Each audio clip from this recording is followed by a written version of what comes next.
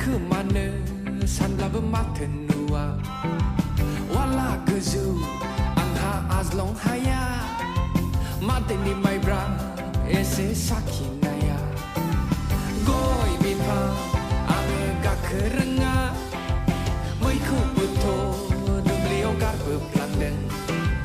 sikiri baidi nangni delai nai ku nai ni hena angeng kar bedeng besar gedan hena angeng rongja planaya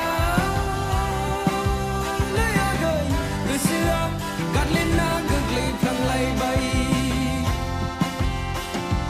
besar gedan hena angeng rongja planaya leya goi gesuam gadlena gegli planglai bai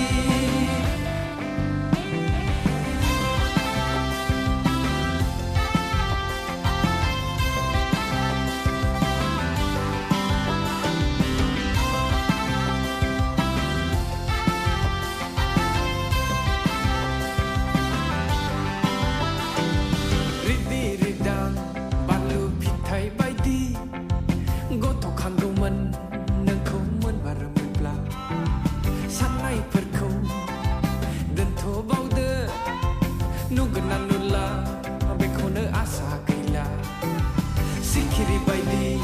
nangni delai nai ko nai nu hena ane pui de menagai yugan nu wa thai la gan la ya thai bla ba pui na nei la gan la ya thai yugan nu wa thai la gan la ya thai bla ba pui na nei nu gan nu wa thai besar gedan hena ane rongja plang na ya le ya gai gesuam gadlena gegli plang lai bai besar gedan hena